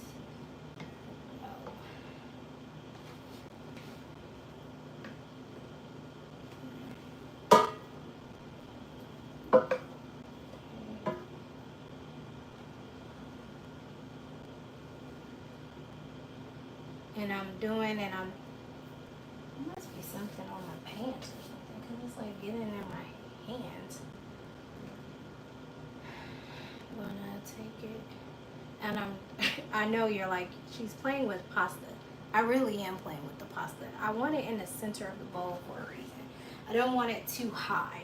So I want some pasta to be outside the rim, that I don't want it to get covered in sauce, if that makes any sense. So yeah. And then, I'm not sure where it's coming from. It must be either on my clothes or on my arms.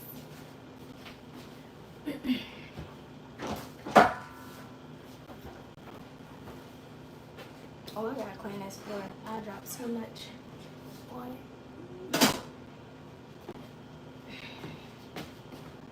Uh-oh. And now what you want to do is you want to give it a stir first. So remember, when we were making this, we had the spoon with the holes. Now is the time to grab some of that sauce. And this isn't a really saucy dish. It's like meat sauce. Meat and sauce. So you want to start small first, piling high. And you want them to be able to see all the ingredients. So if you went to like a restaurant, you will still see the noodles. So that's the goal. Then you would take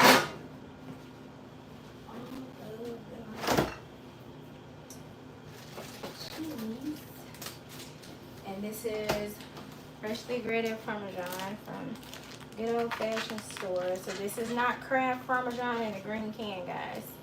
This is real grated cheese.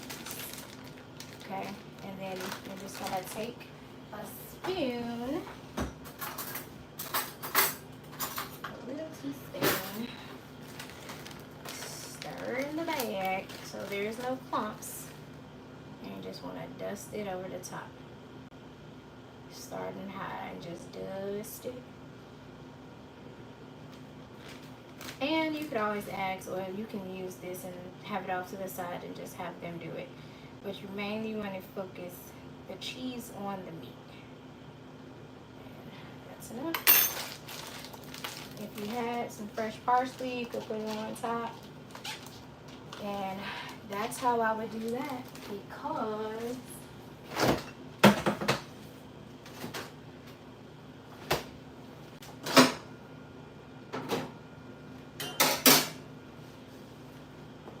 because this is how I would plate that. I'll probably slide this meat back up there. Okay, so I would plate it like this. Alrighty. So I'm gonna do.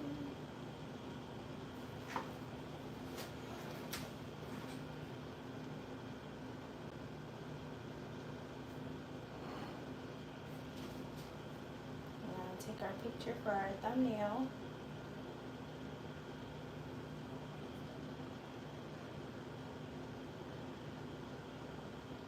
Okay.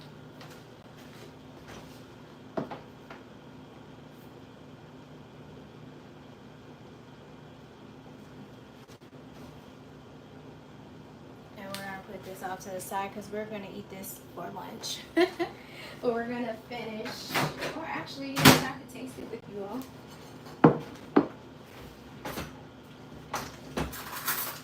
I would serve this with some garlic bread sticks. I wouldn't serve this with the garlic bread loaf. I would definitely do a stick.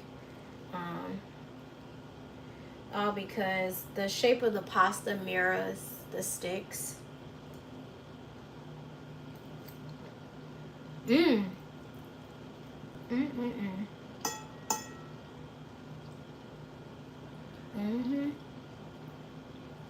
The roasted red peppers with the spicy sausage. I mean, the sun-dried tomatoes, I'm sorry. With the spicy sausage. It's so good. So now y'all get a little mukbang.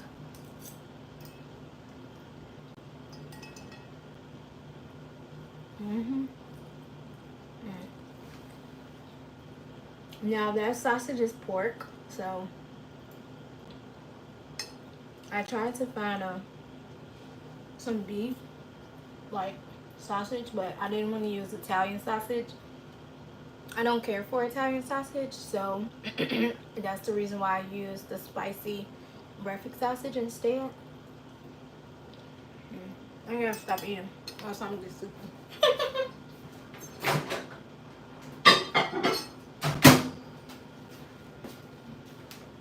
And although we added jalapenos, it's like not too spicy. Oh God, that's really good. My husband totally loves like spicy spaghetti. And so he's gonna absolutely love that. I can't wait. So, what's this spine? Oh, this is the spine, okay. Let's start by cutting this backbone out. Uh-oh, did I not go a little bit further enough? I did. She a little hippie thing.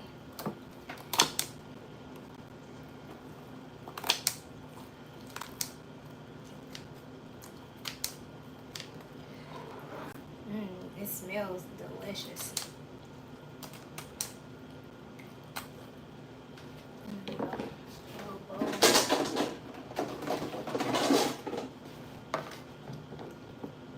And you see those juices are still dripping. I didn't wait long enough. Unless this is the juice that's coming out the cavity and not from my breast, which I don't think it is. Hope it's not. I don't want a dry breast.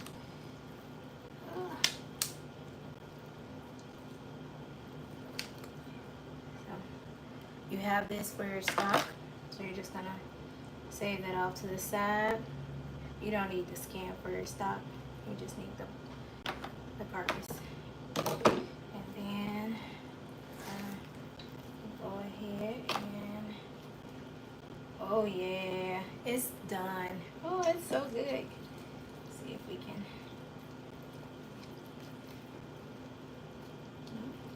Go.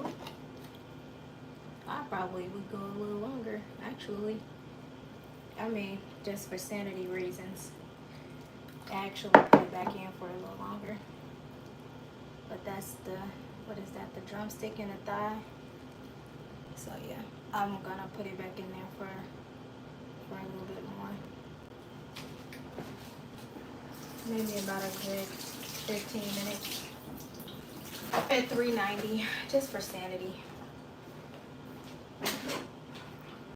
I'm one of those people. I'd rather be overly safe than sorry, but I know it won't be dry. Because look at all that juice. Can you see it? So we're just gonna do it up. We're gonna do this side.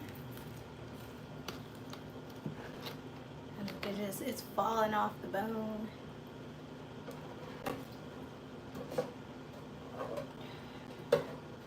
Yeah, we're gonna crack it. Can you crack it?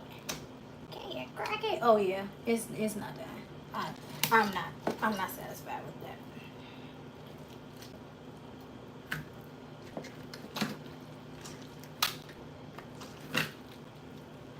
Yep, see, the bone is still very pink. It's not done.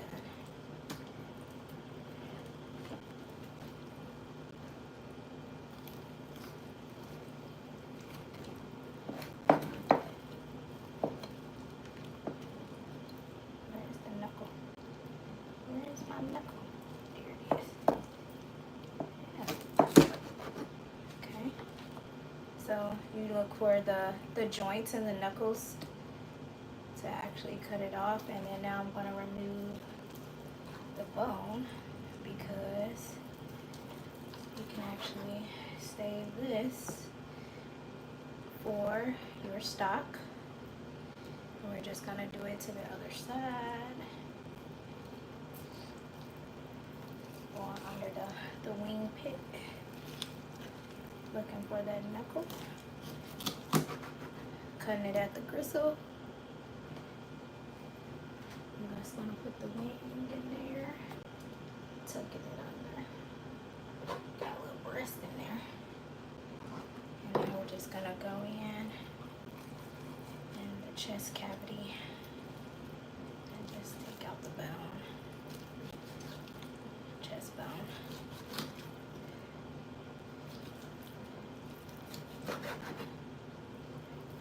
Okay, I'll save this meat for our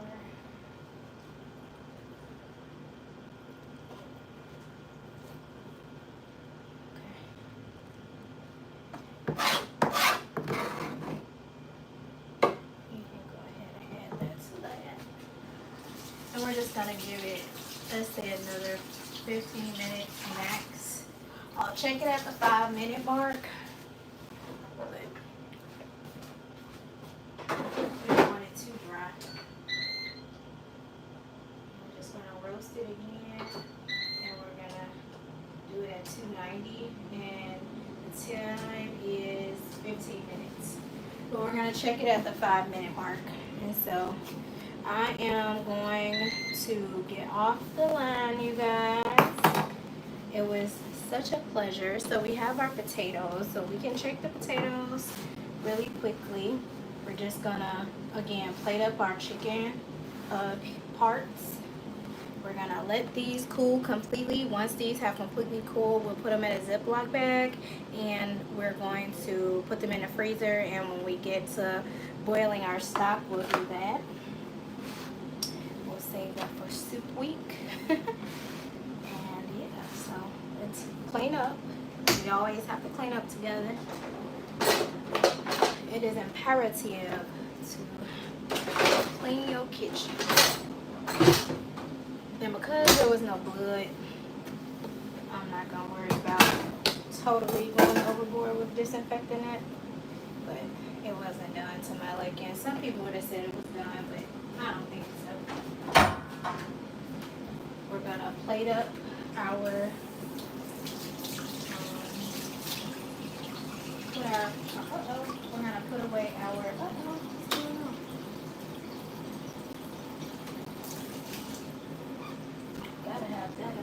can see what's going on.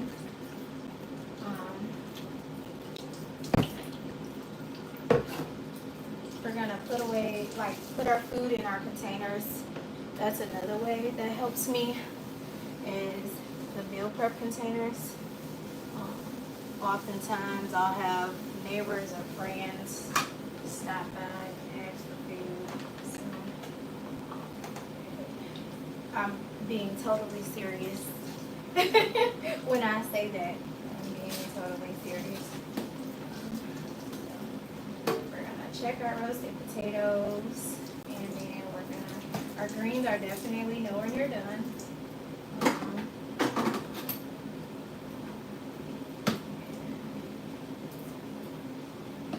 You'll see the plating of the chicken and everything. Catch some of my shorts or my TikTok, Instagram, or here for the plating of the chicken, roasted chicken and greens and potatoes. You know, because greens are a meal on their own. Of course, I'm going to have to make my mother some cornbread. And the hubby. You gotta have cornbread. So I'll do that offline. Unless y'all want to see that. I don't know if anybody's interested. We've been here for a solid 123 minutes. I think that's over, like, what? We're on 3.5 hours at this point.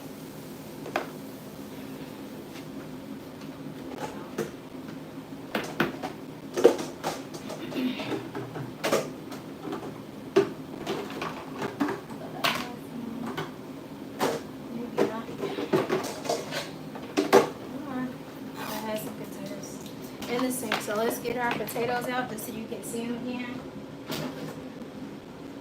before we go. So these are the potatoes, nice and roasted. Let's try them out. They're not going to be super highly seasoned. That's the point. We don't want to overly season our food. We want our food to taste like our food. Those are good. Those are really good. They don't have a crunch because I probably should have not put them back in the air fryer. I didn't turn it on, but I had them in there.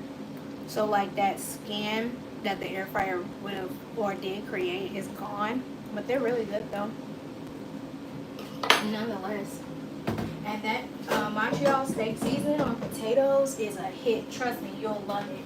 It has peppercorn and coarse salt, which is so good for potatoes. Like, I'm not sure if anybody has gone to Red Lobster in the past, but I remember when they used to salt the potato and like all that coarse salt. Oh my god, so good. It's too much salt, but it was definitely delicious. So we're just gonna clean up and wait for the chicken to be done, wait for the greens to be done, film some shorts for other social media. But it was such a pleasure hanging out with you all today. Thank you so much for hanging with me. Again, I am Chef Sarah. I am a food coach as well as a private chef. I am a mom, a wife. I am a type 2, or I have type 2 diabetes. I am not a diabetic. Well, I am a diabetic, but I have type 2 diabetes. And so this is what I do typically every week, literally. It may not always be Sundays. It may not always be Mondays. It may not always be Tuesdays. But every week, typically at the beginning of the week, I always meal prep 2 meals, 2 hot meals, whether that's soup and an entree, whether that is what I did today, which is 2 full dishes, and I container them up, giving everybody a variety. And this helps us to not eat out so much, number one. And number two, it helps me be in more control of my diabetes when I can control what I'm eating.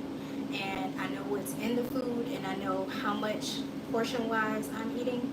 And so if you are a person who struggles with that, whatever journey you're on, if that is a health journey, fitness journey, lifestyle change, just being more aware of what you're putting into your body, I would say always dedicate one day to just setting the rest of the week up.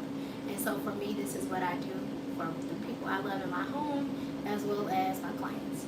Thank you so much for joining me. I'm going to log off now. It's been a wonderful 3.5 hours. Thank you for hanging in there. Be blessed, be a blessing, and drop down in the comments if you have any questions. If you know, feel free to ask. I'm here. I love engagement, so please drop down. If you're team replay, thank you so much for watching this. I hope I gave you some inspiration to motivate you to eat better, take time, cook for yourself. You are what you eat. And until next time, I'll see you guys Thursday at 11 o'clock. And we're going to color. We're going to decompress. I'm not sure what I'll be coloring yet because it may not be one of our lovely black girls, but it will probably be something different. But bye guys. Thank you. See you later.